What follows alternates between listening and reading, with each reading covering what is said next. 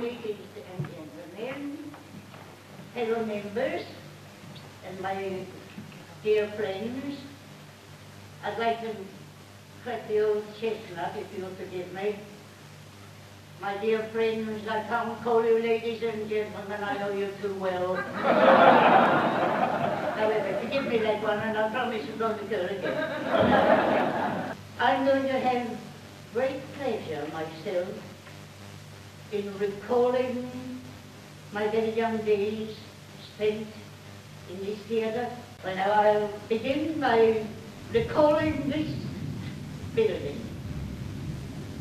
I don't want really to talk about Ada Reeve, but then she's got to come into it. We can't talk about this theatre and the early days unless we do talk about little Ada Reeve in those days. I first came into this building, and it was this building, the same shelves, a bit different. There was no rake.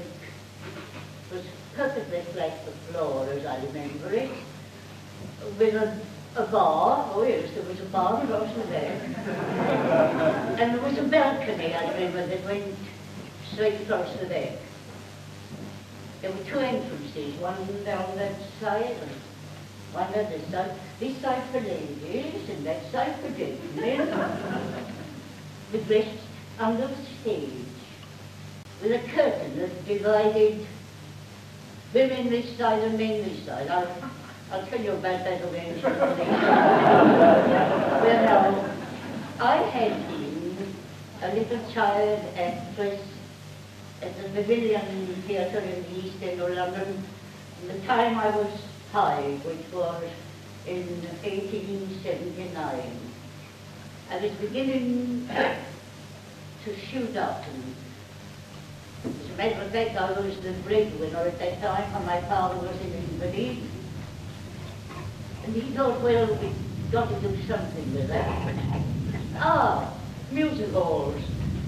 So he set to work to write me some songs, and they were very terrible. Looking back on them, I wonder how any audience could listen. I even recited about Jack the Ripper. Lights, curtains, scarcely drawn, and then in early morn the cry goes forth, the causes the hearts to show the world. Well, I came here to this very building, which was then known as the Hungerford Music Hall. I came as a deputy, and my father, full of hopes, asked an agent to come with him to see what I was like as a music hall artist. The agent said to my father, you take her back to the theatres.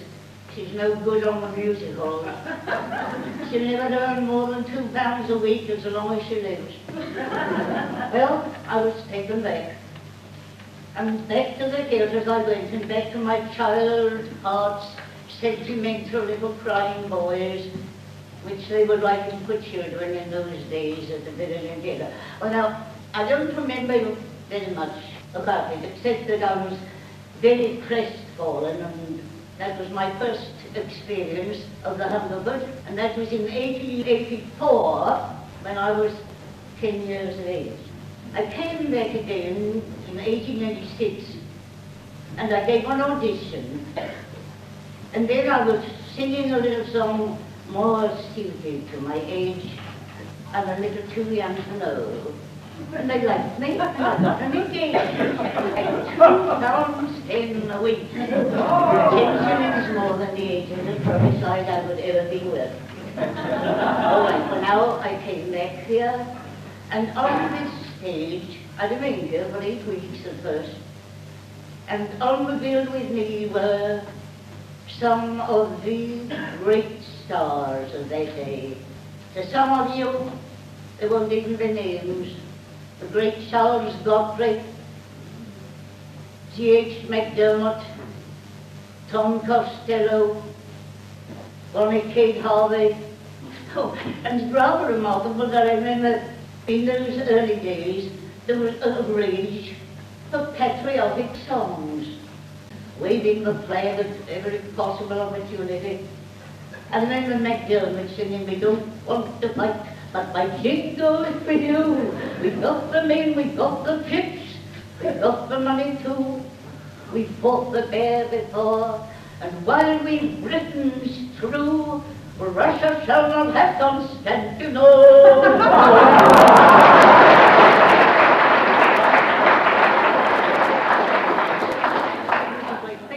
And then there was Charles Godfrey. By the way, he was a very great artist, Charles Godfrey. We've had nobody like him since. He was billed as the actor, vocalist, and he was. He sang dramatic songs like Here From God Am I. And what I remember him singing here on this stage was fighting with the 7th Royal Fusiliers, the noble Fusiliers, the gallant Fusiliers, through deadly Russian shot and Gothic spears, we found our way to glory.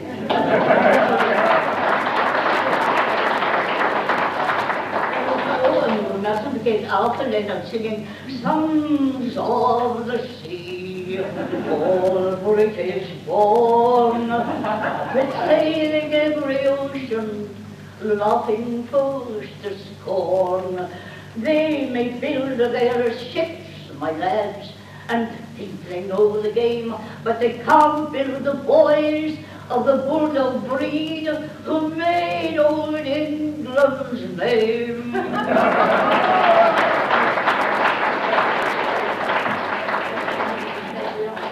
Okay, there was Bonnie, Kate Harvey, a very pretty girl, but who lived up to her name of Bonnie. She was, perhaps I remember, well, very quite pretty and nice, and she sang, you see, I'm like a simple country maid. I spend my life upon a country farm. I would like to kiss you, but I feel afraid. Oh, tell me, will it do me any harm?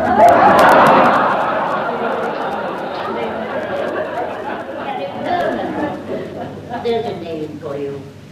A very fine artist, a great, statuesque woman, beautiful to look at, who always appeared in tights. And I remember here on the stage, maybe these very boards.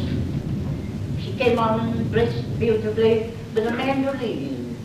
And she said, she only answered ting-a-ling-a-ling to all that I could say. She seemed to live on ting-a-ling-a-ling. One night was Wednesday day. I asked her if she'd marry me, but all that she could say was ting-a-ling-a-ling.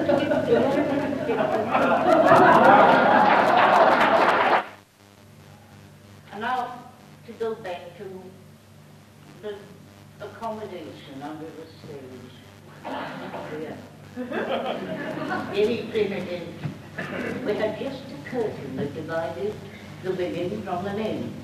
And one occasion, this is naughty, I'm going to say.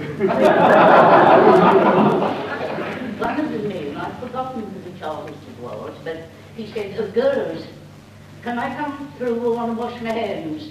And the women just looked at each other, no, our bucket is dirty. And he said, oh, nonsense. And in he came with his towel and his soap and proceeded to wash his hands. When he went back, we all laughed. We'd be using the bucket for other purposes. We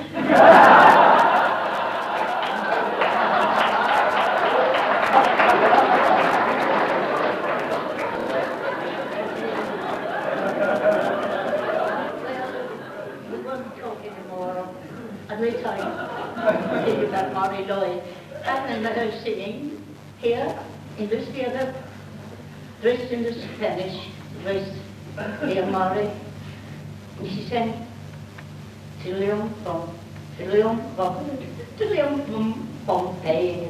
The girls, they do go on so in the land of King Alfonso. Oh, their abortions. Well, all that I can say is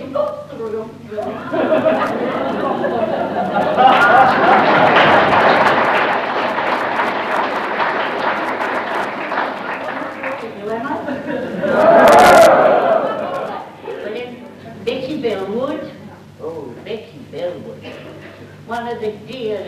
nicest women that I ever met in the whole of my professional career.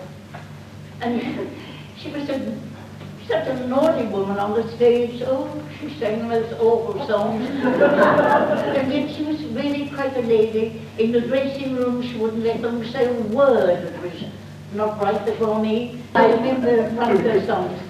Can I sing it here? Thank you. Has anyone seen my Mary Ann?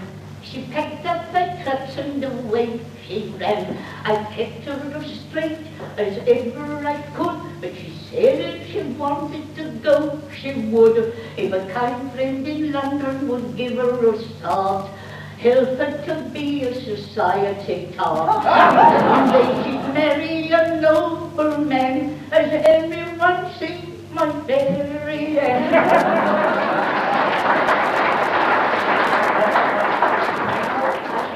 For the moment we must leave the dear Gatti's Arches as it was and think about the Players' Club as it is. Now, I've left the music halls altogether in 1894, and I went to Gaiety and played the shop girl for George Edwards, the Gay Parisian, the French Maid, all abroad. In fact, I stayed in the West End for 10 years without leaving in the regular theatres. And I went abroad. I told you there'd be a lot of Ada Reeve in this. I went to Africa, America, Australia, and so on. And a little more than 10 years ago, my dear friends, Raymond Mander and Joe Mitchinson, said, we'd like to take you to the Players Theatre one night and introduce you to Don Denwood. I'm not sure if you'll like it. So I came with them, and to my astonishment, I found that the Players Theatre was my dear Gatti's Arches, my dear Hungerford Music Hall, where I had spent so many happy hours. Dear Don Gemmell asked me to spend my birthday here, my 80th, and I did. As his guest, I ordered a little party, and we had a lovely dinner with his usual generosity. Everything the establishment could provide wasn't good enough. I had a week's engagement and I sang, and I even danced over that 10 years ago. Now, every year from that 80th birthday, I'm pleased to say that I have been the guest of the Players Theatre Management on the 3rd of March. I've looked forward to it from one year to the other, and this is the 10th year. Last year I said, if God spares me for my 90th birthday, I want to go on the stage and sit there and have a little friendly chat to the audience. I want to tell them what I remember, and I do hope that they will be interested. At the same time, I want to thank my dear Don Gemmell for his continued generosity. I'm here tonight on my 90th. I hope I'll be here on my 91st. I hope I'll be here on my 90th.